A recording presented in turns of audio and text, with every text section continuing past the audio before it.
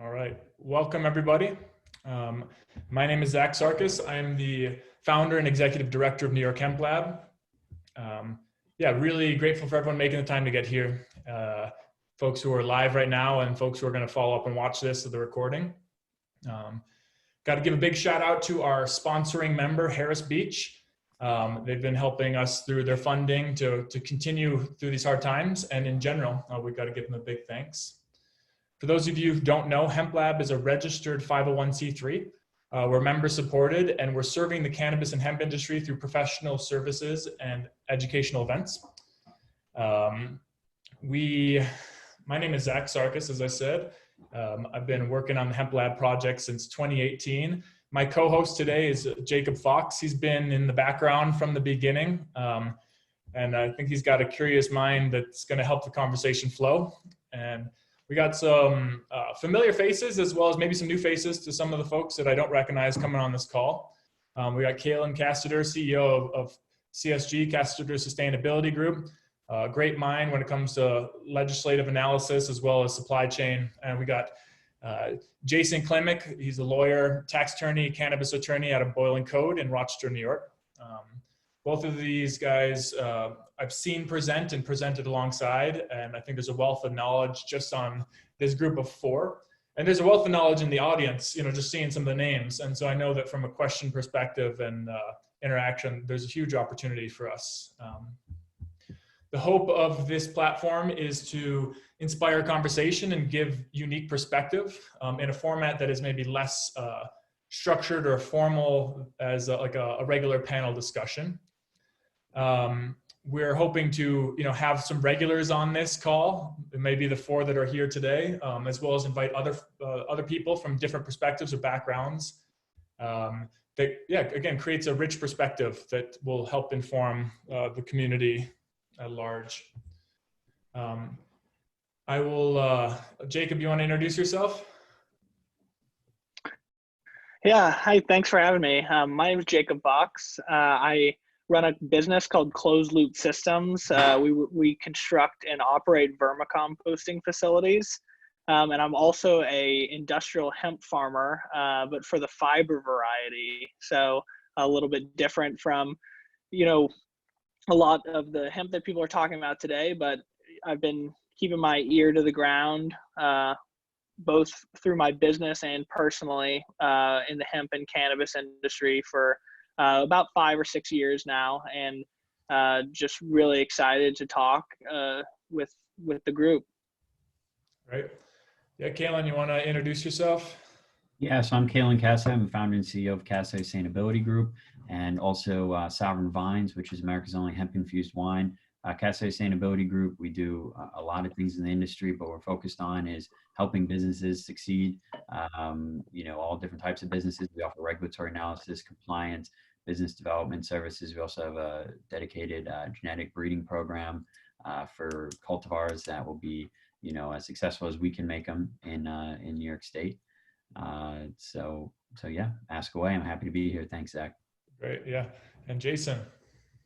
Hi, I'm Jason Klimek. I'm a tax attorney at Boylan Code. I've been working with the cannabis side of things for about 2 years now, working with the state on the tax components of the recreational bill.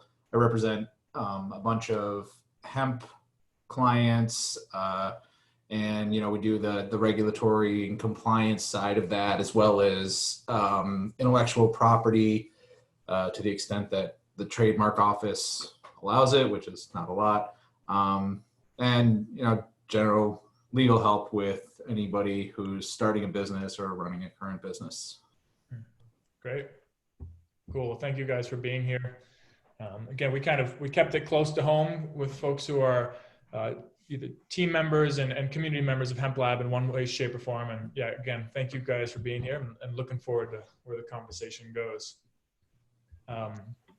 Really, the hope is, there's some big things we can address. Obviously, this, we're still in the midst of a lockdown with an international crisis, and that's something that we got to really acknowledge is still having sweeping impacts on daily routines, life, and impacting a plethora of people across the world.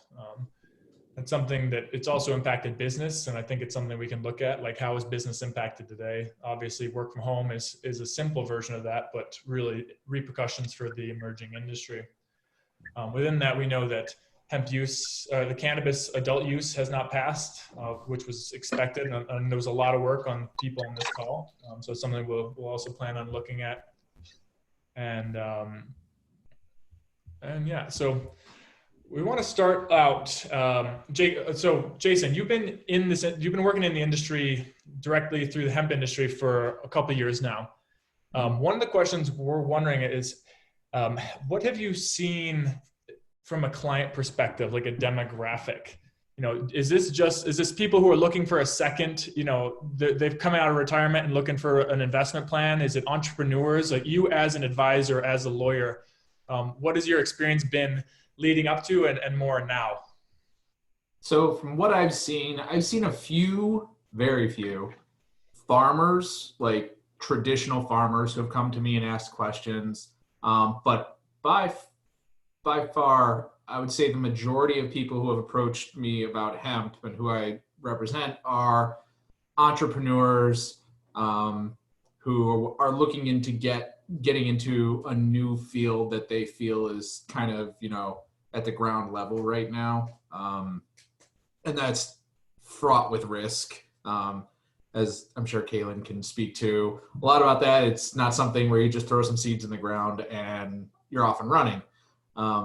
So, and then there's also the fact too that, you know, there's a lot of small businesses doing this, but there's also a lot of huge players right now. So the economics of it are very difficult. And that's what we kind of see is, you know, we've had people come in with no startup capital and we've done fundraising, you know, like securities offering for millions of dollars. So it kind of hits the whole gamut. What about you, Kaelan? What are you seeing from an involvement perspective, people who are moving towards the industry? Obviously, you have a lot of interface with the farming community, but what else are you seeing? Well, you know, I think that in the cannabis industry, there's so much opportunity that we're seeing people from all different, you know, industries and demographics looking to join in different sectors. And what we always say, and I think the best advice is to look at where your talents are and your skills and your team skills and expertise, and try to see how you can, you know, service or fill a void in the industry in that way, right? So there's a fallacy that, you know, you need to do everything, right? You need to be vertically integrated. I think that's where you see a lot of, you know, overspending and, you know, loss in businesses that grow too big, too quick. There's a lot of opportunity out there. And I think you can take, you know, I think it can be overwhelming, right? So, you know, I think, you know, it's hard for me to say, okay, this is who I'm seeing become involved in the hemp industry, because it's really at anyone and everyone. And that's great, because I think the more diverse the industry is, the more different people, different backgrounds bring what they do best to the table, is the way we're going to, you know, grow more of a robust industry. But, you know, you need to have a clear direction and clear focus, kind of, you know, when you enter. Focus is really important. Yeah, that's true. And I feel like I've interfaced with a ton of different individuals from different backgrounds, and you know, it's surprising who has concrete plans and who's running at it blindly. There has been kind of a sprint to the, you know, the green rush, and that's something that it's you know, skilled business folks have blinders up, whereas you know, people who are very specialized in a niche market are already positioning themselves in leadership roles or with high community buy-in, which is pretty great. But yeah, it's definitely, I think it comes down to where you're located, who you have access to. It's definitely opportunity for a diverse market. And we see a lot of traditional farming communities engaging, as well as entrepreneurs across the board. Kaelan, so your introduction, you began to address some of the things your group has been doing. What do you feel like you guys started off as, and like in past years, and what are you doing different today? And how's that a sign of what you're moving towards? Yeah, so I think we're kind of in a lot of ways we get a lot of opportunities presented to us, and so we've followed a lot of opportunities, and I think we've started to take that advice of being a little more focused. So we've been operators. We're the first licensed hemp processor in the state of New York with innovative bottling. So we're a hemp infused wine company. That's how I started, and I restarted my father's. First vent is Sovereign Vines, or part one, the only hemp infused wine in the United States in 1997. So there were some regulatory issues there, and when we entered, that's what we were trying to do, is solve some of those issues and get that product to market, right? So bringing a hemp product to market that has nothing to do with CBD in a lot of ways, right? So we use the terpenes in the wine. It's for a flavor, the flavor profile, and then we started Castetter Sustainability Group to supply hemp for the wine. And that was where we thought we were going, and then you realized we had a good diverse array of knowledge, and a lot of people, a lot of operators in the industry are looking for that knowledge. So we've done a lot of things. Last year we worked with 15 farms, hemp farms out of the state, ranging in size from 1-2 acres all the way up to 25 acres. So we have experience with that. We actually dried all that crop last year too. So we brought it to a central facility in Binghamton, a former Kmart building, and dried it. So we have a great team, and we've done a lot of the operations in the industry, and so now we're looking to more turn our knowledge and help others in the industry succeed and thrive too, being a little less hands-on. It's better use of our. As you said, it's like you don't need to be touching everything, and even just like I had the opportunity to go down and see Kaelan's drying process this summer, fall, and was totally blown away by the magnitude and the efficiency.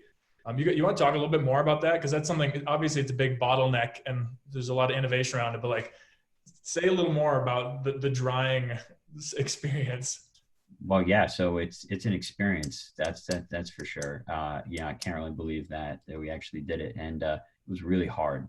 That's the thing that I would say more than anything. So, we ended up with 61 employees. We ran 37 days straight. So we basically started October 1st, and this is the product of a lot of the genetics that we grew. They just weren't ready until October 1st, and so we went all the way up until November 7th when it started to snow and it was cold, and that pretty much called it for the season. So there wasn't a day that we weren't working. So there's 37 days, 2 shifts.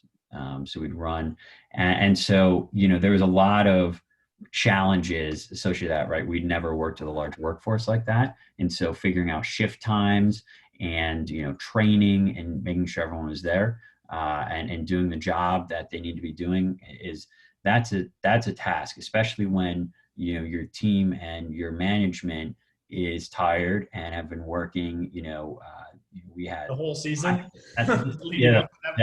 Yeah. Well, actually, the summer we spent mostly planning and the drying facility and traveling out to our farms, but our farmers were doing the hard work during the summer. The farmers, so they were the ones. So really, our job was to get the plugs to them. So we spent a lot of time doing that and delivering, and then picking up right at harvest. And so harvest was hard all the way around though. So with what we realized too is that when you're coordinating 15 farms, what you're looking for is efficiency, right? So and you're looking to plan using metrics and numbers. So okay, it's going to take this many people this amount of time to harvest this many acres and load into a truck. And what we found is that each one of those 15 farms had completely different variables at play, and you could not apply the equation equally, right? And different people have different skill set in terms of harvesting too, and the human variables there. I had to hop in the truck a few times, right? So we had a fleet of 4 26-foot non-CDL refrigerated box trucks. So we'd refrigerate, we drop it down to 34, 36, 30, as soon as we started harvesting. And then that bought us time when we had to unload. But so I had to hop in the truck a few times, and I was up in the Finger Lakes, and it was pretty muddy And, as I was trying to get the truck into the field, the truck started to slide into a pond right next to me. So we had to pull that out. We actually have a video on our Facebook page. It was funny in the sense that we didn't go into the pond, so it could be funny. But so there's a lot of those kind of experiences where working really hard. But the team that I had working at the warehouse, they were really excellent, and I was really impressed by everyone. We seasonal workers, so it's tough to find seasonal workers. We were in the north side of Binghamton, so we had a good labor pool that could just walk to work. But we had a lot of different workers there. We had a good amount of ex-felons and those who had criminal records, and a lot of them worked out really well. Didn't have issues that you would think. We didn't have any theft issues within our staff. What we found is that people that are given that opportunity, that chance to work in a new industry like this, and maybe work in an industry that they were working before and then got punished because it was on the maybe illicit side, right? They come to work and they get it done. So that was our second shift ended at 3 a.m. That's not easy. Most of them had jobs that they worked during the day, got to work. We staggered. We put 2 shifts over each other from 7 to 9. We call them power hours, right? Because you got everyone there. But from 9 to they worked 9 to 3 or 9 to 2. They got paid an extra hour, so they worked 7. We got paid for 8 because it's the second shift, and we paid them pretty well. But they that's hard. That's hard when you've got and they were unloading trucks till 3 a.m. sometimes, and that's not easy work at all. So that really points to it's the human factor and the variable. There's logistics of delivery, distribution, timing, then the logistics of human management and human capital, and then the relativity of capability. Like you were saying, from farm to farm, it's and it really kind of points to the fact that the hemp industry, we're reminded, is rooted in agriculture, and agriculture is a gamble. There's no givens. You can stabilize your genetics and hope that your corn is the same, the same height, or your hemp has grown to a similar robustness. But realistically, the variables from the weather down to the harvesting equipment and all the logistics in between, something that doesn't have a long shelf life, like it's truly complex. So for you guys to take down 15 farms, have a staff of, how big was your staff? So we had 61 temporary, but our management staff's about 8 of us, all doing different jobs, working hard while continuing to do the other parts of our business too, our services, servicing our clients and whatnot. And then, coordinating everything. It's definitely hard. We got 92% of our acreage harvested in that 37 days. And that sounds good, but that 8% hurts. Yeah. So, there's definitely, the only constant that you can rely on in the hemp industry and operations is failure. So you're always going to fail in some capacity. It's just a matter of mitigating it, planning the best you can, and recovering from that failure and keeping forward. And you said, it's not like agriculture with risk, etc. But it's a lot like cannabis and the cannabis industry that's existed for decades. Always a tremendous amount of risk. The only thing that's missing is, threat of DEA law enforcement, which in some cases is still there. So, so we actually got our first little question coming through from Mike. It says, Kaelan, I'm curious if you dried by hanging stocks or curing the colas in buckets or another container. I think this is a great segue into the production process and I'm definitely inspired by what you guys did down there. Yeah, I wish I could share some pictures. I don't know if if you can find it feel free to take a look. Yeah, I can pull some up. So,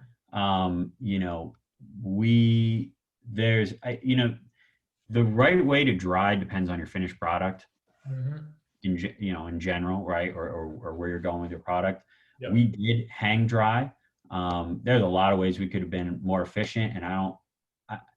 So it ended up costing us, I believe, around $6 to get through the drying process and to curing. Shucking is really expensive.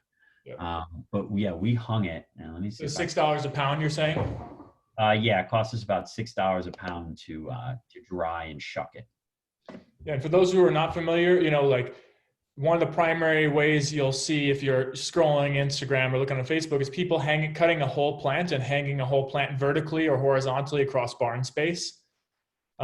That's more for this larger volume extraction product. So you're not necessarily going for, here we go. Let's see if we got, yeah. And then there's breaking plants down and hanging them in smaller quantities. You can begin to get more to a craft quality of drying. And I feel like you guys found this in between, that you're a blend between more of the craft production, the smaller scale hang drying, so not full plant, so it's going to dry quicker, and also able to pack in a lot into a small amount of space. Figured out how to, if it's sharing the screen or not. It is sharing, but it does. Did it share the picture? Did it share the picture? Yeah, it showed the picture. Yeah. Okay. Yeah, it didn't show for me that it showed. So let me do that again. So yeah, so that's our, there we go. So that's our, this is our facility from a drone. So, this is Kmart. So think of it, this is bird's eye about maybe 12, 15 feet up in the air. And so yes, we had a bunch of fans that, you want constant air. So what you see in the foreground of this picture is fresh, looks like fresh material. So maybe a day in, maybe it came in that night. You see they did a great job cleaning up, because there's a lot of stuff that comes in with those plants too, but a lot of bugs. So there's a way for us to observe, what the insects in the field at that time of harvest were, which is interesting, and some great data off that. But which completely different based on the region. We grew all over the state, so, and based on the farm too, but we saw a lot of regional. But if you look, the color green changes in the background there, because so we were turning dried plants around in 4 days. 4 to 5 days, which was insane. We couldn't do that without the air handling capability of the Kmart, right? Because it's a central unit. Well, it had 6, so 3 that would only do heat and 3 that were AC. AC dehumidifies also. So we would pump heat in, pull the moisture out, and then pull as much out with the AC. So we go up on the roof, and you could see out of those units were just water pouring out, and that was good. Right. And then we used the fans to keep air circulation. We had some Quest dehumidifiers in there that, were portable, didn't really work that well. I mean, maybe in a different space, but, what we did before we, went for this, and the construction fencing idea is a really interesting thing. And people say, oh, look at that space you're wasting up top. But if our employees don't have to go up high, workers' comp is lower, which is huge in New York, and error and efficiency. When you have to go up high, we did that the season before, where we're hanging from the top, and we have to go up high, you're going to be slow, and you should. Everyone who's up high on a scissor lift, they need to be strapped in, right? There's OSHA guidelines there, so our director of operations, Jimmy, is certified in most of the OSHA categories. He's a former union laborer, so he had a lot of trepidations about going high, and I agree, just from an efficiency standpoint too. So we had construction fencing that we brought in and rented, and basically plugged these chain links. Some have bird netting on them, some don't, to hang the plants, but they're basically hung on their own weight, right? And there's a trick to it too. And out of our 61 employees, maybe we had, some that were better than others. And as we went through that month of harvest, the 37 days of harvest, we ended up really getting a lot better and making sure that there's no pockets where too much moisture is being held. So we had our quality control guy going down the rows every time. You see they're all tagged. We knew what date they came in and what farm they were. And they were also inputted into our asset tracking system. So, we tried to plan for everything possible. But, to answer your question, Mark, we decided to go with hang drying. The mechanical drying works too. It's expensive. It's close as expensive as we could have done. We probably could have cut it down to about $4.50 a pound with some more efficiencies, especially moving material. You want that to be as automated as possible. Yeah, and it's such a huge volume. I mean, even just those time frames for turnover is pretty incredible. And if you were to dial in that process for more something like tailored to a flower a flower cure, I mean, that might be a little bit fast, but still you're hanging, you're just able to capture so much volume and leave also so much volume out, which is a huge issue. Like for it to be able to break it down and still have a large surface area is a really good leverage point. And it's definitely still, the cost, like you said, is it's prohibitive. Do you Well, see? yeah, listen, Zach. I mean, if we were not worrying about another 4 trucks coming in the next day and how much acreage is out in the field, we could have, we could have really honed in the drying so that, it would have been a higher quality product. 4 or 5 days is short. The reason we had to get to 4 or 5 days optimal, I wanted to be at 7 to 10, right? We had to go 4 to 5 just because turnaround was the key. This is an acre. So this floor space is an acre. We had 165 of these to go get. Each acre was much different, right? Some were a lot more dense than others. But, so that was the key for us. Turnover was key. If we were not getting 5 days, we were not going to be able to go get the material. It's valid. Yeah. So. Great. So Jason, we got a question for you, and there's a couple more in the chat, and we'll keep looking at those. But I got a text message asking about advocacy, and just seeing how both of you guys have done a bunch of advocacy work, and you've kind of looked at it from different lenses. Jason, I'd love to ask your perspective, what you saw down in Albany this year, and then we'll be able to talk to Kaelan about that as well. So I think it's important to kind of step back from this year and go back maybe a year or 2 years, something like that. Maybe like 2 years ago, at the legislative level, it was really an unknown for most legislators. When I first started talking to some state legislators, their answer for cannabis in particular was, well, we're not necessarily opposed to it, but we don't really know enough about it. So the first year and change was giving them data, economic data, studies. Like, we were basically just pulling studies from every single place we could, mostly Colorado, because they just had a ton of data they were publishing,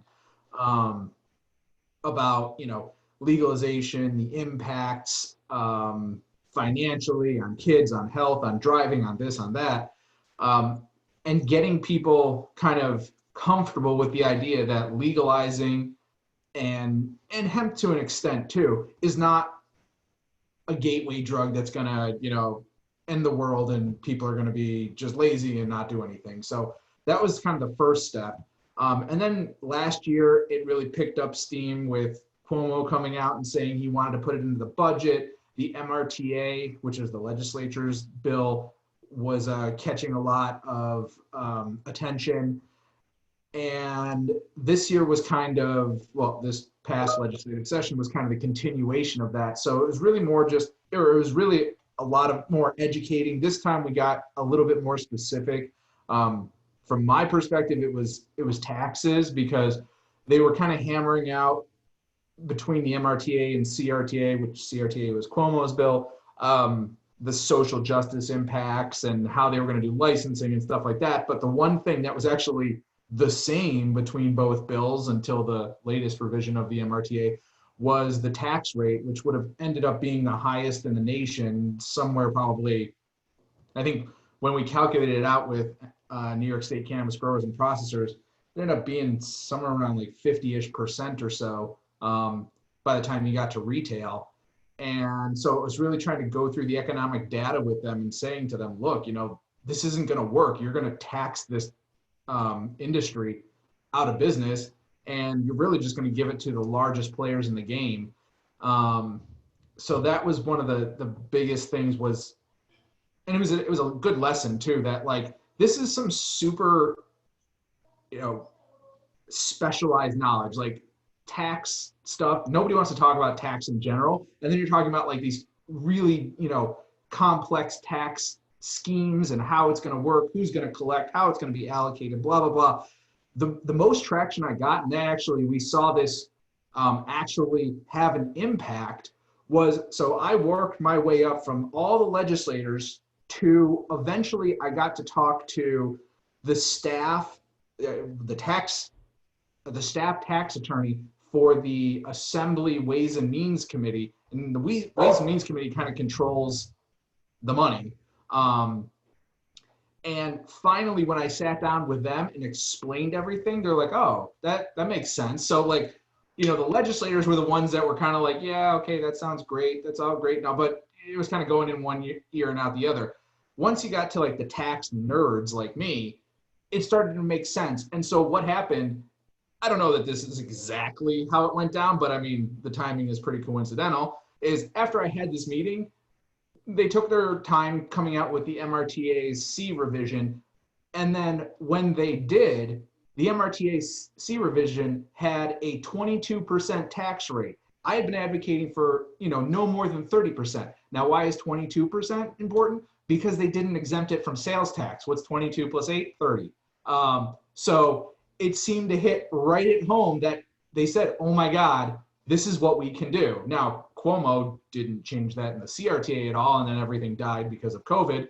But I mean, so that's what it was. It was a solid 2 years of like just hammering on this point for me in particular as a tax attorney. But yeah, I mean, it really came down to education and persistence. And it's really, that's one topic. You know, Kaelan, I'm sure, can speak to the drag and struggle of engaging through NYC GPA to get specifics along the lines of size and market structure.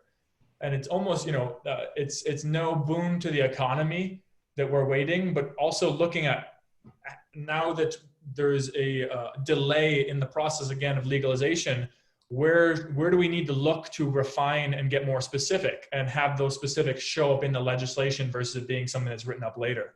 Kaelan, do you got any thoughts on that? Oh, I got to unmute you.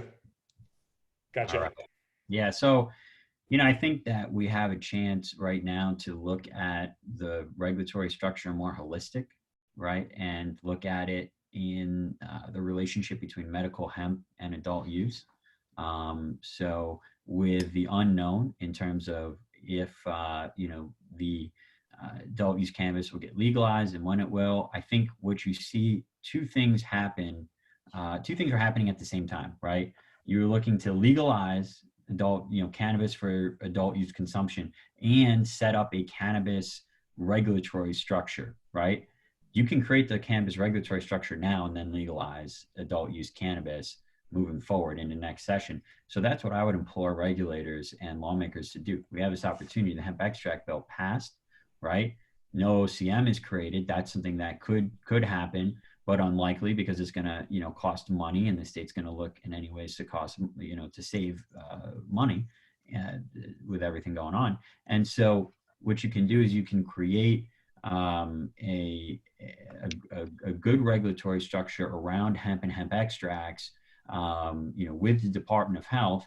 And so, you know, that structure is in place for, you know, adult use cannabis legalization, which is going to be an important economic stimulator and also an important revenue source for states and municipalities. I think when we think about taxes, let's look at, can we flow more of the revenue, tax revenue, to municipalities? They're going to need it now because of the revenue shortfalls.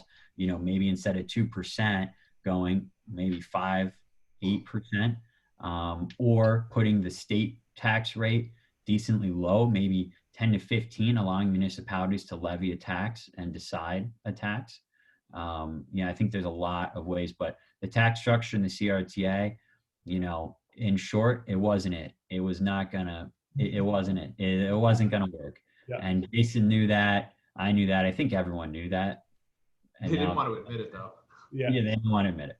And one thing too that I would add that I'm actually pretty concerned about for the 2021 legislative session is that, you know, the budget director, who ironically is the one that was pushing the high tax rates, we learned, who, if you've watched Cuomo's daily briefings, he's always sitting to Cuomo's left. He just recently said that the state is facing a $10 to $15 billion shortfall because of COVID, and it's aiming right in the middle now, so let's call it 12, 13. My bet is that they're going to try to legalize cannabis, or Cuomo is going to try, in the hopes that this is somehow going to help with the budget. And sure, maybe it's $1 billion, and $1 billion is better than $0. But I think they're going to use that potentially as justification for the higher rates as well. You know, like, we can't possibly lower the rates. We need to close this $15 billion gap. So we have to have these ridiculously high rates. And maybe in the very, very, very short term, they will get a small bump, but in the long term, they're going to get less revenue because of that. And realistically, what's going to happen is, as the smaller businesses go under because of too high tax rates, the larger businesses are going to buy up the assets, and then they're going to lobby the legislature to lower the rates anyways. So that's one thing that I've been kind of talking about, and just, trying to make people aware of, there might be a very strong push from Cuomo next year, because his response this year was like, in January, it was like, we want to do this. And then it kind of dropped off and went really tepid. Next year, it could be very strong for those reasons, but kind of watch out for the rates. Yeah, I think there's a lot of things going on there, though, right? So the legislature obviously wants to pass adult use cannabis also, right? And I think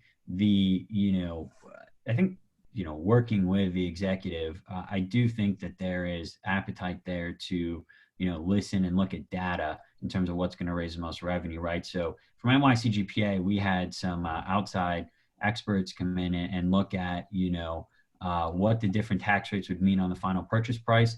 And, from what our data we saw from other states is that the lower the tax rate, the more tax revenue, right? And I also think I would, implore the state and everyone to look at the magnifiers in terms of increased sales tax revenue in places where become, tourism spots for on-premise cannabis establishments, or, the economic activity that's going to occur and add revenues throughout the state in these municipalities, in these counties and towns and cities and villages, where they can, look to fill their shortfall, because it's not just the state that is going to have a shortfall, but counties are missing out on the sales tax, and municipalities too, missing out on a lot of revenue. And so it's going to be even more important in our local communities that cannabis is a way to generate revenue and generate economic activity, which generates, revenue in of itself. I mean, we don't talk about payroll taxes that cannabis companies pay, right? I mean, and income tax, right, Jason? The taxes aren't just there on what the consumer is paying in terms of sales tax, right? Absolutely. I mean, you also have the the workers, the property taxes. I mean, we know, I think that cannabis now employs something like 300,000 workers across the U.S. And one anecdote that I always love to point out is when Washington State legalized, their tax rate was 75%. It was 25% at production, then processing, then retail. And a year later, they lowered that to a flat 37%. They saw their tax revenues, they beat their tax revenue projections by 200%. So they lowered their rates by half and doubled their tax revenue. Mm-hmm. Wait, so can you give us a brief overview, Jason, about some examples? Matt De La Porta asked, who has the lowest cannabis tax rate and what is the rate?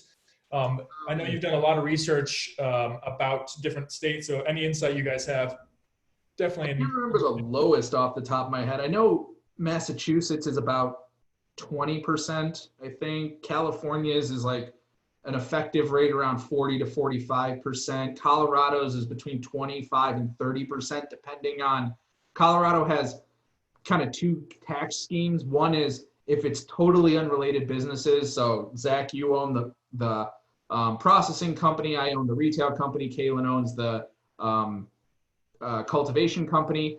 There's a 15% tax between you and Kaelan, and then a 15% tax at retail. But if you, Zach, owned both the cultivation and the processing, there's kind of like a weight-based tax scenario. So it's somewhere between 25 and 30%.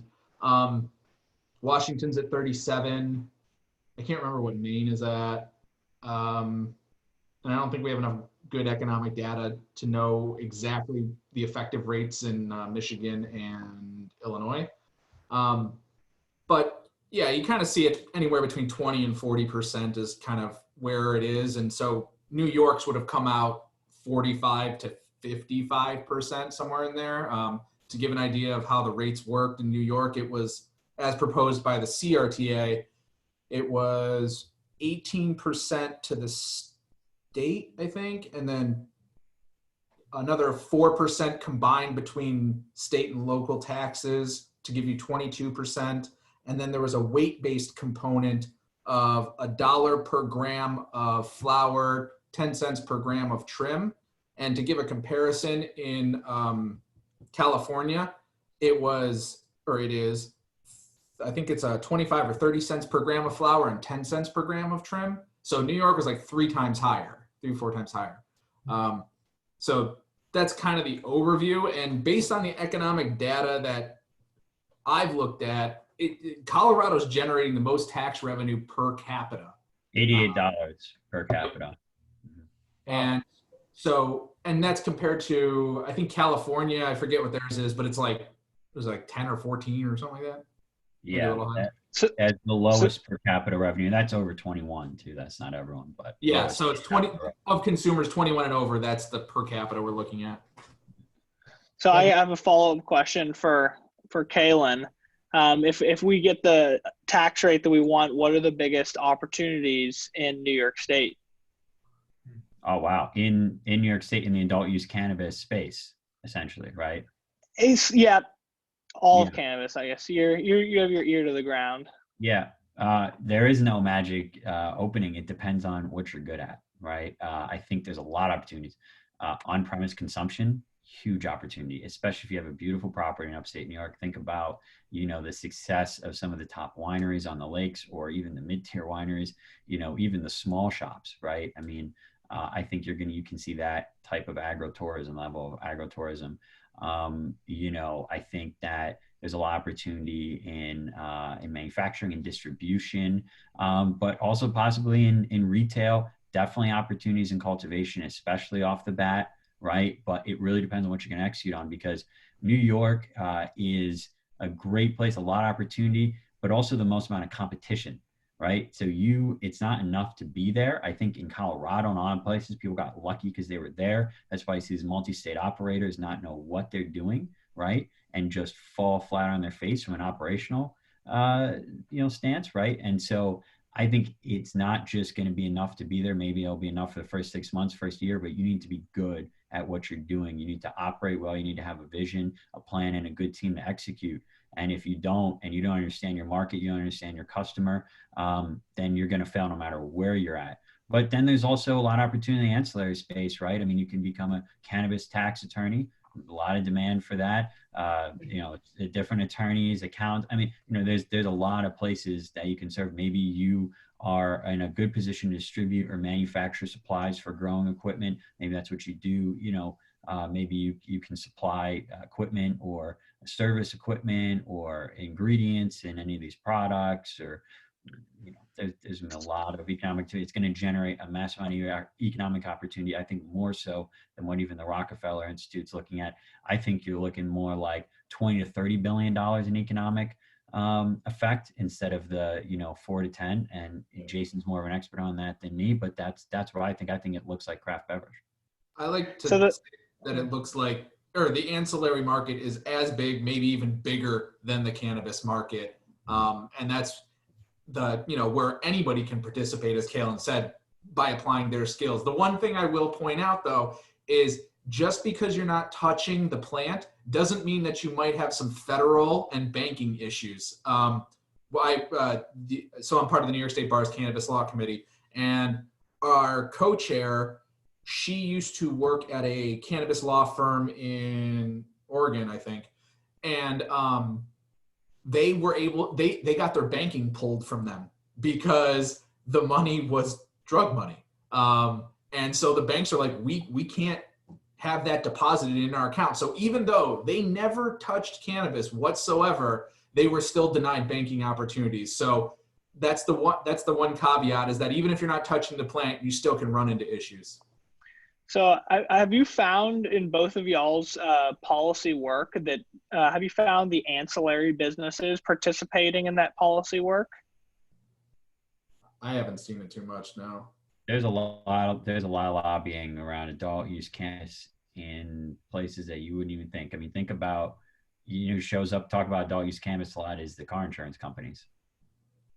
Give you kind of an idea of how far, I mean, there's a lot every time as it gets closer to passing, a lot of people have a lot of input, and there's a lot. So I do think you see, what their effect is on the conversation on policy is yet to be seen. But you've got senators and you've got assembly members, committee chairs from all across the state representing all different constituents in very, very different districts. And they're all bringing those interests to the table. It makes it very tough to pass a bill when everyone's litmus says, is this perfect, right? So,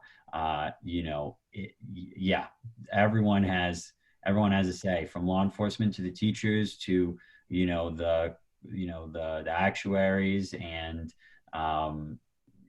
there's a lot involved in the conversation, I would say. Do you think that that's part of like, if there is a silver lining to the delay yet again, is the ability to continue sustained pressure and like building the narrative and building the foundation and support for influence for what is desired from a ground level versus from the top level?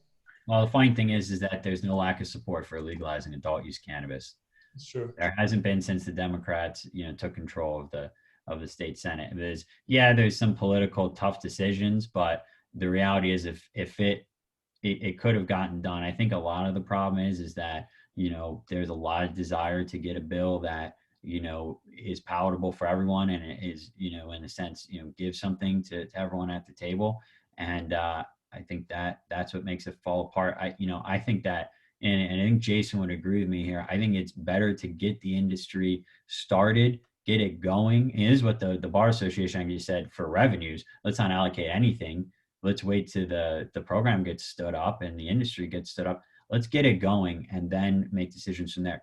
No lawmaker, no regulator, the governor does not have a crystal ball. We do not know how this marketplace is going to roll out. It's not going to look anything like California or Colorado or Massachusetts, right? I mean, this is New York. It's going to be different. We need to regulate it. We need to come to the table every single legislative session and work on it, right? It's really a craft beverage, right?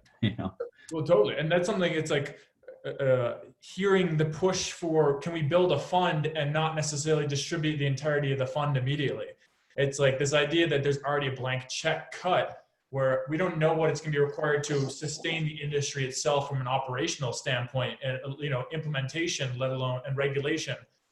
So there is this, starting off on the right foot, ideally. So it's in the hands of the many versus just the MSOs.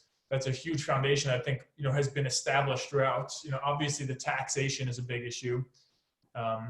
But then that big issue of allocation, it's like, I think that's a very strong argument of course, X amount going towards the municipalities, et cetera, off the bat, but really trying to maintain a stable base and building a pool to build from. So our industry and our market can be exceptional, not something that's always playing catch up or reactive or depleted. That's a big issue.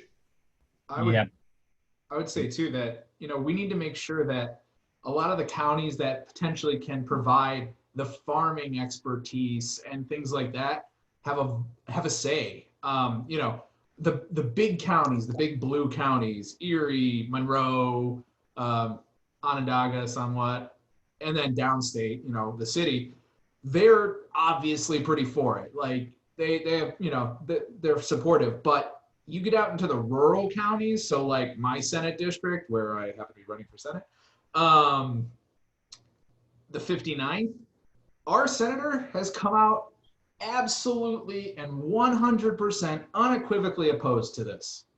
Now, that seems kind of insane when like 50% or more of the district is farming and dairy's hurting, corn, wheat, soy, all of that is hurting. This is the potential for these farmers to, make another crop.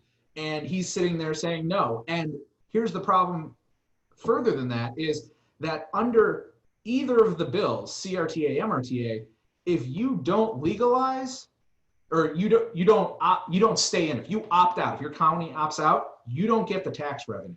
So these counties that are going to not have the jobs and the farming opportunities and stuff like that are also not going to get the money. And counties like Wyoming County are very poor. They need more tax revenue, and they're being left out of the conversation because the current senator doesn't want to take part in that. So we need advocacy from everybody because people can benefit, especially these farming communities who aren't the big population centers. Well, Jason, on that topic for a second, I want to interject because, like, looking at what's happened in the market, we've seen, obviously, that we saw the flood coming. You could anticipate a flood coming, price point bottoming out. All the trouble that comes from the price point lowering, from contracts, from processing, from a seemingly overinflated or full market. How do we look at cannabis and how do we look at hemp moving forward, understanding what happened this past 2 years, what happened this year specifically, and understanding what's actually needed, what is the actual opportunity for the farming community when it's not everyone should be running at this like it is a commodity guarantee. There's not a commodity exchange where it's all moving. Maybe in time, we'll see what the next 3 to 5 months bring. But there is this edge of like, a lot of people are screwed right now from personal choices and or interactions with other organizations. So looking at the predatory, looking at the overflow and overwhelm. I'm not necessarily saying that we're fully saturated, but how do we take this past year in the hemp industry and look forward into best practices and ensuring that these communities we're speaking of have access to this versus what I would say saw this year. Well, yeah. So I think you make an important point there, but I think to go back to what Jason was saying, what I was saying too, it's asinine because a Republican senator really has no say in whether legislation passes or not. So it's asinine not to support it because then you're taking yourself away from the table. It makes no sense. Yeah. I would argue that if the Republicans came in support, we'd have a better bill, right? Let's bring the traditional interests. We talk about the Farm Bureau. We talk about the Business Council. Let's bring some of those interests to the table. But let's not also forget that the perspective is much different, Zach. If you're living in a place or you have been affected for the past decades, whether your family, your community has been robbed of their opportunities and the most cherished thing, their freedom, because they've been participating in this industry. So that's a different perspective. And that perspective needs to be heard. And I think that's what, some of these representatives in these big blue countries, that's what they're saying. But the question needs to turn to what is going to benefit these communities the most.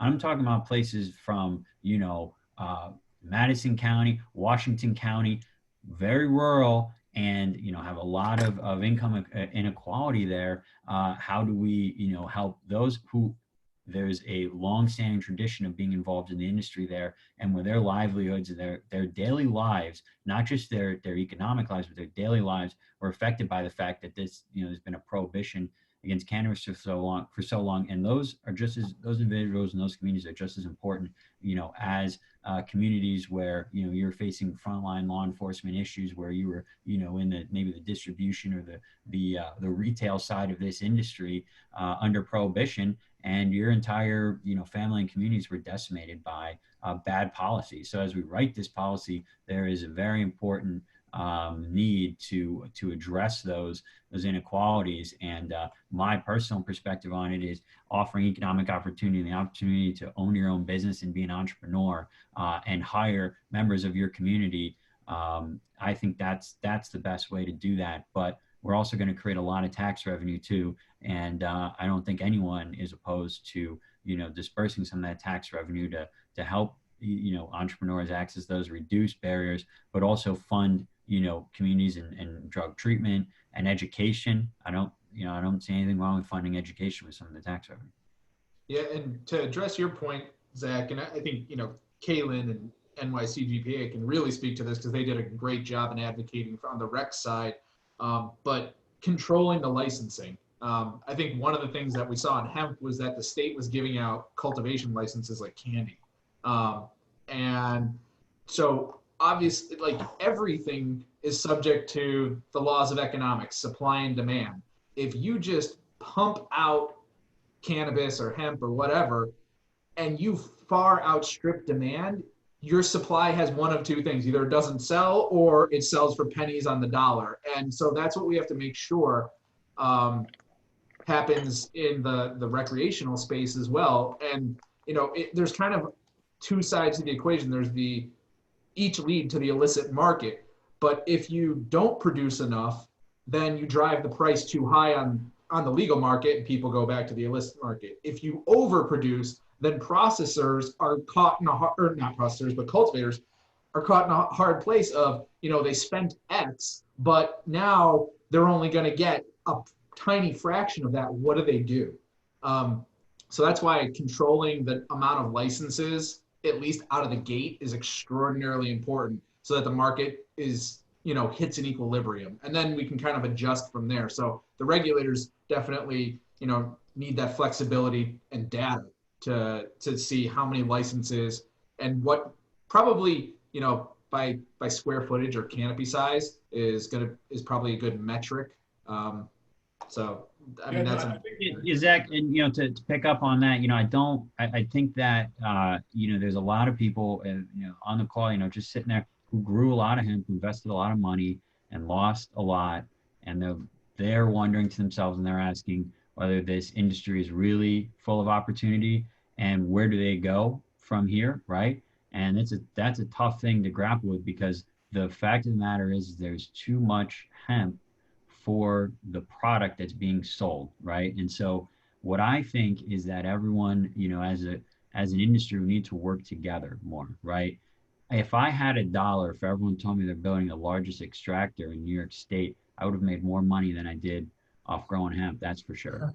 So everyone needs to relax a second and talk to people and be honest and be transparent with, okay, yeah, I'm extracting because I think this is my market. I'm going to hit, these customers and this is the need that I'm filling, instead of I'm going to process it because I can and because on my spreadsheet it says that I'm going to make X amount of money, and I'm going to grow it because I can and because my spreadsheet or my back of the napkin calculation told me I was going to be rich, right? We don't.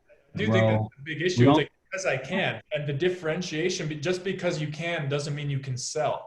And if you don't have an end market, what are you doing it for? And that's the big issue. And even beyond, what we're seeing with the processors aren't buying now because no one's buying wholesale, extract. Whereas if people have product lines, luckily there's some momentum and some flow. We're also limited by what products we can even sell, which I think is a big issue. It's like, if you're going to be selling smokable flower and be putting cannabinoids in food, that might be a completely different ballgame for demand. Doesn't mean to wash everything away. And there's still, again, people are entering the industry again and again, and probably will continue through all forms of cannabinoids because they can, and it makes sense on paper. But if it isn't refined to a level of competitive nature, like having a brand that reaches a consumer consistently and can compete with all the other 100 brands that are going to market, it's really, it's thinner ice than it may seem, when you're running at the well, yeah, I don't think we should put the blame on the farmer entirely, right? I think the processors have a lot to bear here, and it's not just the processors either. The processors are looking for a market. People just open up stores because they thought there was some sort of demand there. Like, let's go back to basic business practices. Let's define our customer and let's serve our customer in the best way possible. Let's go through these processes, right? Like customer discovery, which everyone seems to forget in the cannabis market, because they just imagine their customer there, and you ask them to describe their customer and they can't do so, right? So whether that's a B2B customer or you're going B2C, we need to take a step back and treat this like any other business. But also regulations have a lot to say about that, right? Regulations have a lot to say about that because the FDA is doing no one favors by not making a ruling in any way, shape, or form, going after some companies for some claims and saying it's not a dietary supplement, it cannot be added to food, while giving very shaky explanations for it. So Congress needs to come and give them more direction, but Congress has given the FDA a lot of direction, and the FDA is dragging their feet. So the FDA is definitely cutting off a sizable amount of the marketplace, but also these big brands are coming in, they're shopping everyone around. The reality is I've probably heard from a dozen different processors that they're going to sell to L'Oreal, right? Whether they've actually talked to L'Oreal or not, the reality is that there's a lot of tire kicking. There's a lot of, all right, well, there's I want this much hemp, and then they're not going to follow through on it. These big, investment firms and these MSOs are also guilty of it. They drum up, a lot of interest. They put a lot of promises out there and they fail, right? They have all this money. I mean, imagine, Zach, if, any of the businesses that you or I work with was given, a $3 billion check, or maybe 1/100th of $3 billion to go out and make a difference in the cannabis industry. I think they could do it well, right? So, there's problems on all sides. The investors are not doing the due diligence on the operational capacity. They're giving money to the wrong people. They're not giving money to people who know what the hell they're doing, because maybe those people have a little bit difficult time making their projections look fancy or making their business plans look fancy, right? And so, that's, you ask me why, we've changed what we do. That's part of it. I think these small, medium-sized businesses can be successful and can push out these MSOs and these businesses that just are screwing things up for a lot of people. So the blame falls evenly everywhere. Blame fall on some, growers, but also through the whole chain, right? Totally agree. And that's where HempLab can really come into play too, is, one of the things that I do is help businesses. We help them with the regulatory stuff. We help them raise millions of dollars and comply with federal securities offerings. These are things that the big guys are doing because that's what they do for a living. But your average little farmer or something like that probably has never done a securities offering before. But to get that $3 million investment, you have to start going out and shopping that investment to people and soliciting. Oh, now you're soliciting a security. That's a federal issue. So, HempLab can provide that platform for people to come in and learn these techniques and how to grow their business to compete against the ones and then have a successful market. Because as Kaelan said, there's a lot, we've seen so many examples of people who are not farmers or not processors, who have no idea what they're doing, get millions of dollars, and then fail. Whereas somebody who knew what they were doing may not have. No, that's a good point. And I do think that, back to what Kaelan was saying about coming together, collaborating, that's one thing I'm really excited about, seeing the NYC GPA come forth and what HempLab's been trying to do, and organizations and individuals such as yourselves who are on this call that are consistently offering perspective to the public that helps shape opinion, and continuing to refine the model in ways that can help evolve people's business plans and ground them, not blow them up, but actually root them in strategy and that's informed by the market, informed by customers. I think there's a huge opportunity there, and I appreciate that. But it takes the community coming together to communicate these things, I think, really to move forward in that direction collectively. So I answer a question on the chat. Who are NYCGPA? So it's the New York Cannabis Growers and Processors Association. Myself and 5 other business leaders founded this last year. We worked with Jason, we've worked with Normal, we've worked with DPA, and we really are, the voice for the industry. You can become a member. Please do. All your support really helps. We have some great message that we want to get out there.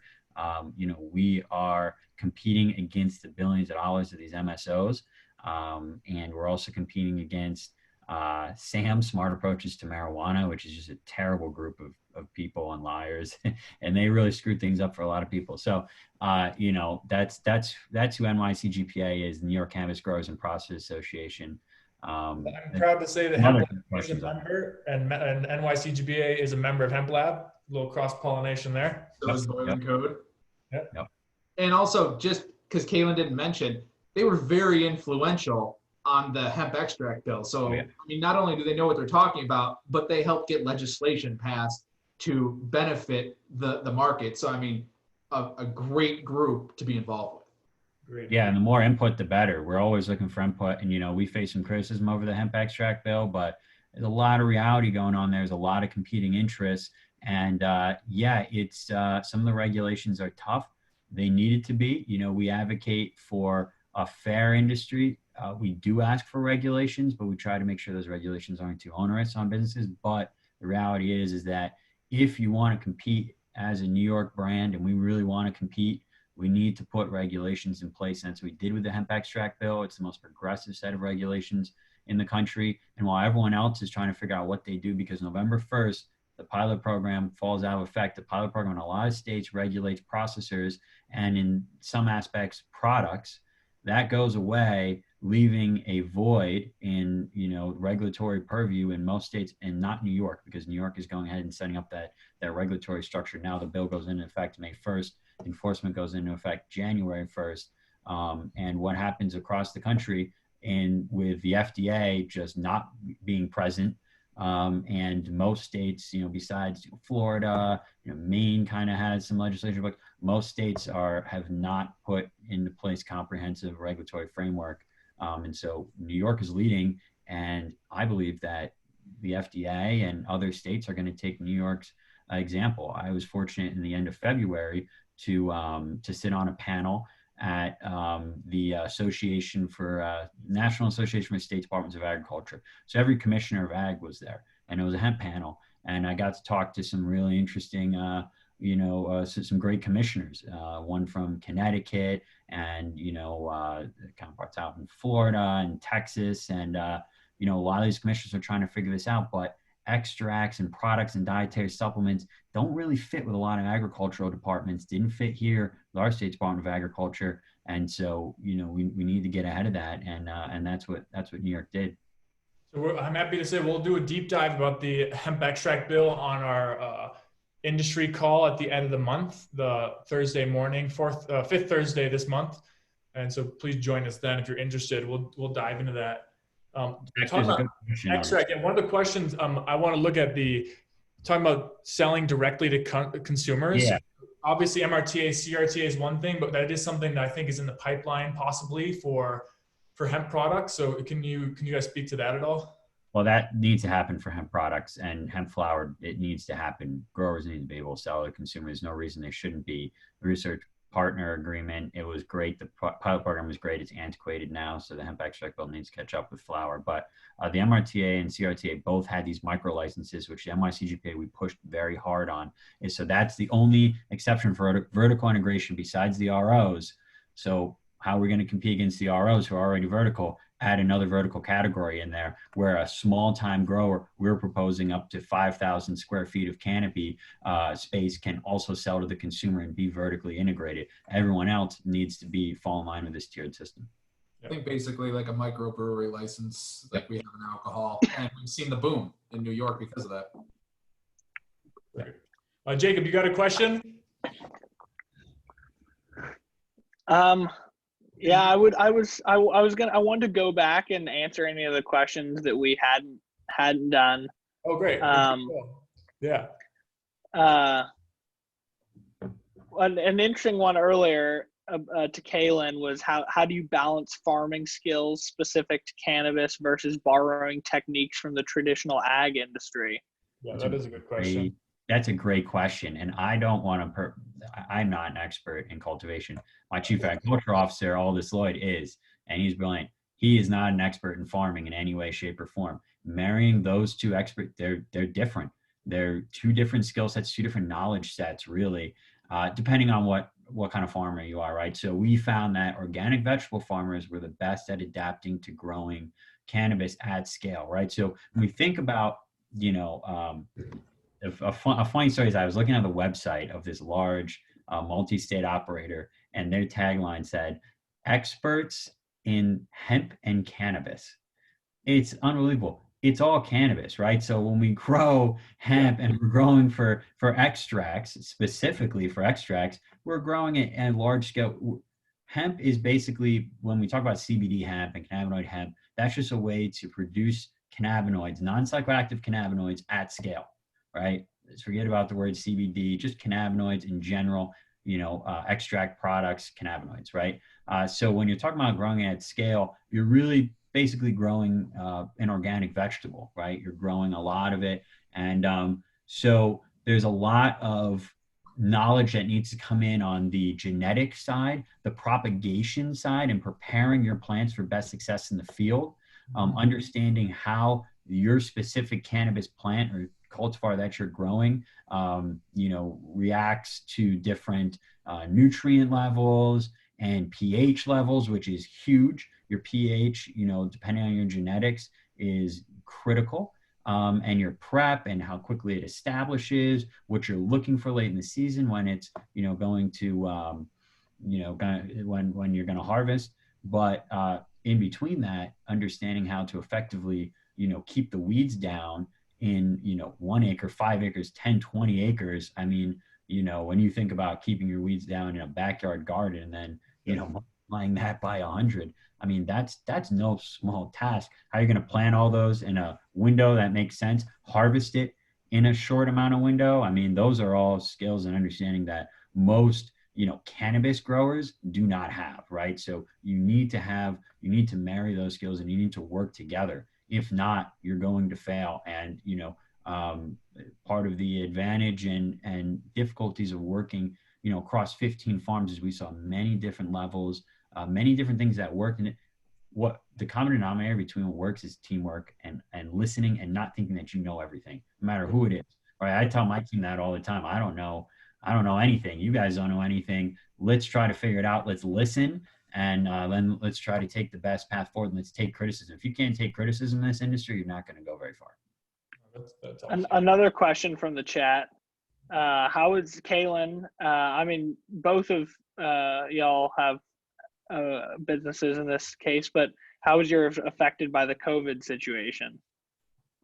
We've been fortunate. At the beginning of the year, we decided to go out and try to cut the most amount of overhead as possible and invest in our people. And so, we've been fortunate to not be affected too much. We're very concerned though about our clients, and we've been doing everything we can to keep our clients going and getting aid. The reality is, and Jason probably talk about it, it's kind of worrisome. In some aspects, we're lucky that we're in New York and that you can only really be in hemp.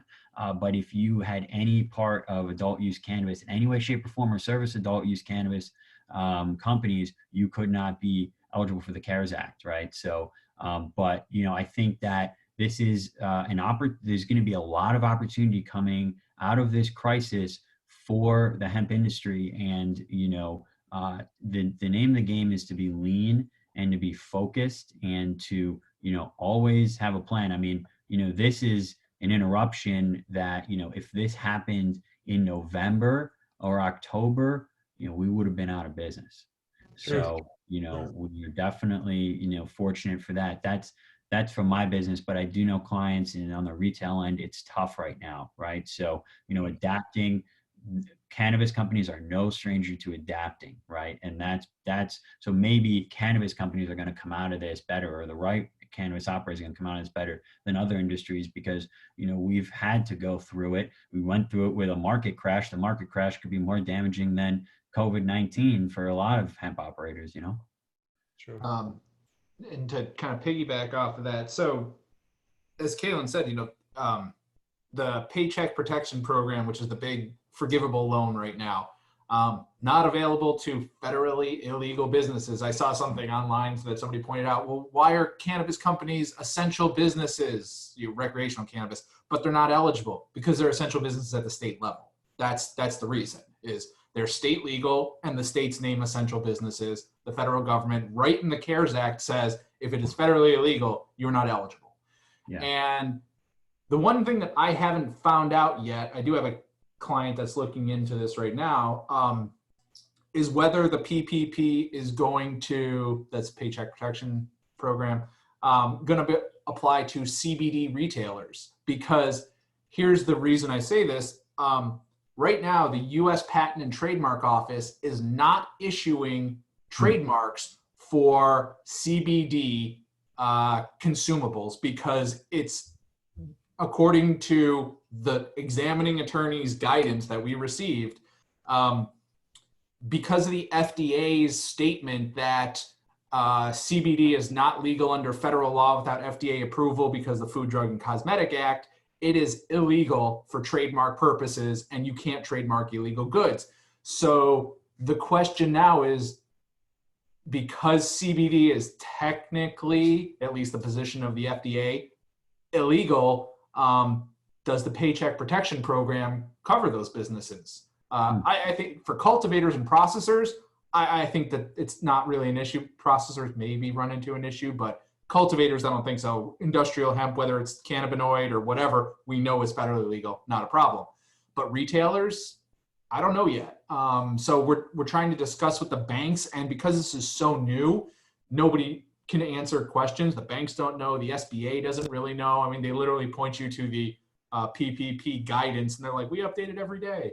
So that's something that, we're going to have to find out, is whether these businesses are eligible and what happens. I mean, I have clients that just opened CBD retail places, a few months ago, and now they're having to close and they have to lay off their workers, and we're trying to get them the loans, but we don't know if they're going to be able to.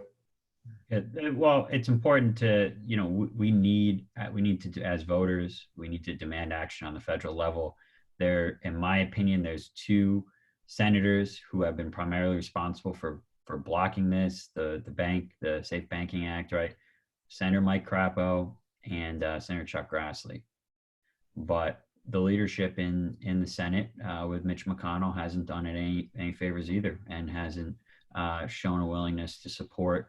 Cannabis companies are asked to give, and then, when this happens, you can't be eligible for aid, and, you're going to shut down my bank and make it as difficult as possible for me to exist. But yet I can't write anything off on my taxes, and I still have to pay taxes anyways. It's insane. And we need to take care of this. And, we get to the ballot box. This needs to be a major issue. No more, we're lucky, thank you so much for letting us be here and letting us operate as a business. No, I mean, we need to be treated just like anyone else. Yeah, it's like the difference between bleeding an industry and building an industry. And there's huge economic opportunity. Of course, there can be debate and opt out, but it's we're either bleeding it from the start, or we're building something that has foundation to feed generations. And that's a huge difference.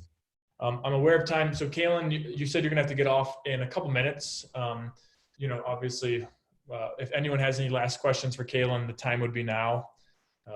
But yeah, I just want to thank you for taking the time today. It's, as always, just super informative. Oh yeah, my pleasure. Thank you so much for doing this. This is great, Zach. Yeah, and just to start, and so just to do a little bit of a recap, we'll kind of open up for questions again. If they're there, we'll address them. But the idea is to make this a monthly platform. Jason and Kaelan have been reoccurring HempLab community members, and so we hope to invite them back, to be part of the regular committee, the regular roundtable, but also finding other experts that can help inform and sway the conversation. And as we all become more familiar with ourselves and the flow of conversation, I think it can be very educational and also kind of more personal way of communicating through the industry. So we're happy to be trying this out. I'm really grateful for you guys to take the time to join us, and all the audience as well. Thank you. Yeah, I think we should also remind everyone to, put in the chat box if they have any particular topics that they want us to elaborate on. Yeah, that they're interested. I'll actually send up a follow-up survey, and it's something we're going to start pushing a lot more of the surveys, just super quick, but to help inform the decision-making. Because like Kaelan said, it's lean, mean, and laser focus. And the more focus we get from the community, the more we can shape these programs to have value for everybody. Yeah. And I do want to say too, while I have the mic, HempLab is a 501c3 not-for-profit, so donations and members supported. So if y'all haven't checked us out, go to the website. I'll type it in, newyorkhemplab.org. And yeah, really reach out if you got any questions about how we can help your organization and connect you with other businesses and or build out services that would be of value to y'all. And we're just so thank you so much. And we do got a couple more minutes, so I know Kaelan, you got to jump off, so we'll give you a big old thanks. Goodbye. Thanks. Yeah. Talk soon. And yeah, happy to. I'll be on all the way till 7. So if anyone else has any more questions, open to looking at that. I think we need to have a hemp fiber conversation. Okay, there we go. This will be quick. How we doing? No, that is something. I'm growing about 25 acres. Just purchased hemp seed. Growing 25 acres. Hopefully, going to work with the one processor in the state. Yep. To decorticate some hemp.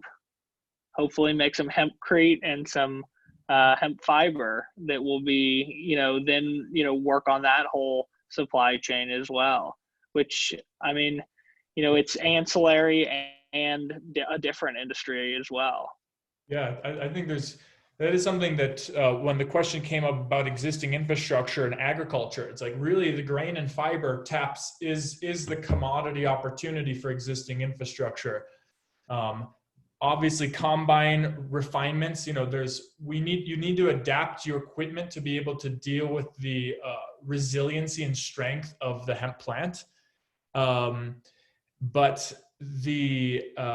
it is not so far as we're planting. When Kaelan was talking about vegetable production, it's really the greatest comparison, because it's a lot of labor to prepare the beds, it's a lot of labor to take care of the plants and feed the plants, and then harvest the fruit, the product, in a way that's not damaging it if it's going to be quality, or doing it efficiently and to scale when it's a predominantly labor, like human labor economy.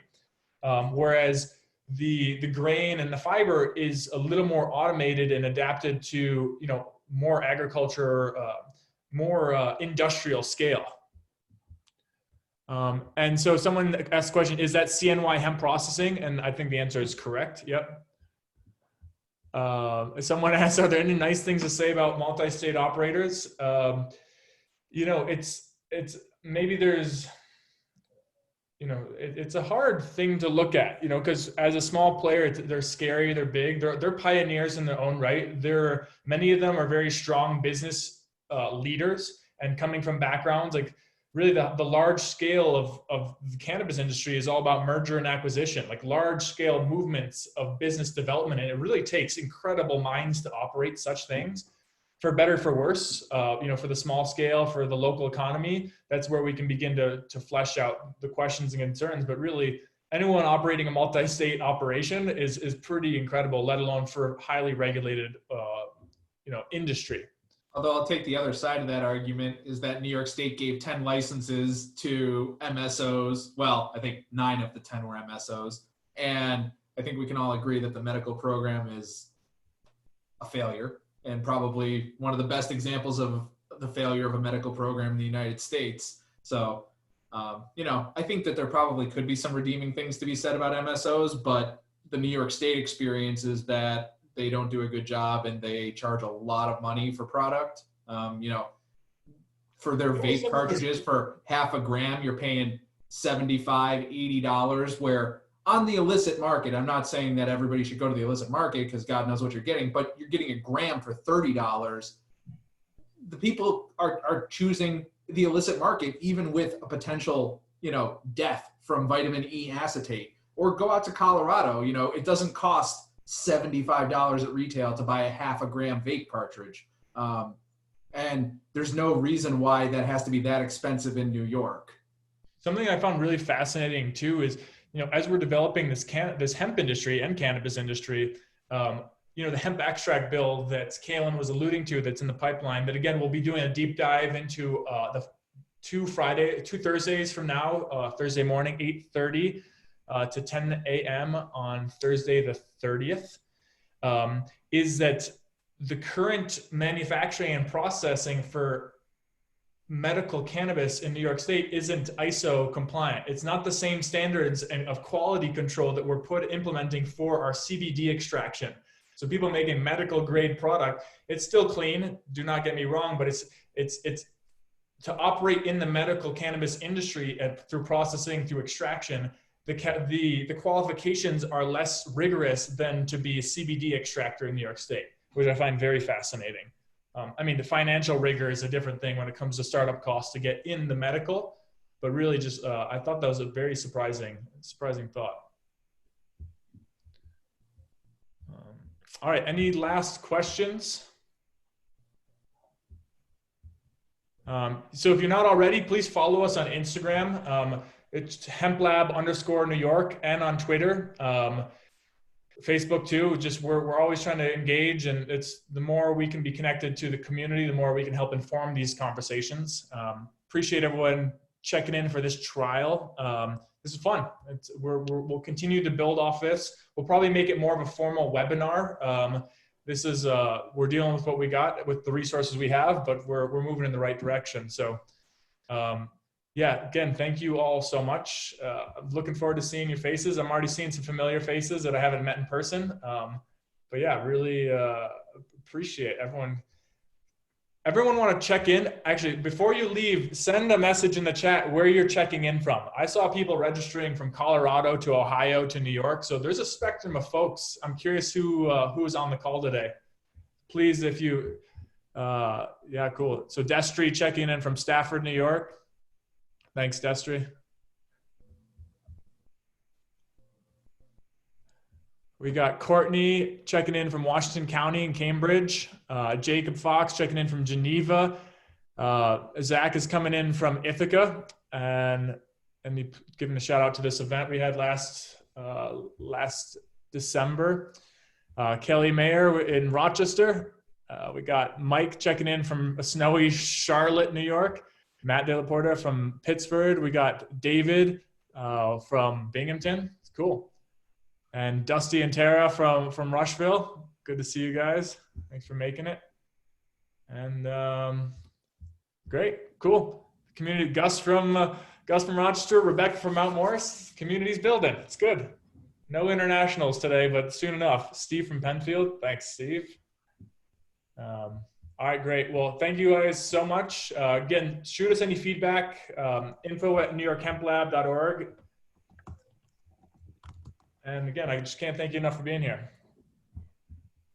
Talk soon. Thanks. Yeah, thank you, Jason. Appreciate your time, man. And Jacob, my awesome co-host. We'll keep on going forward. Great. Take care, everybody.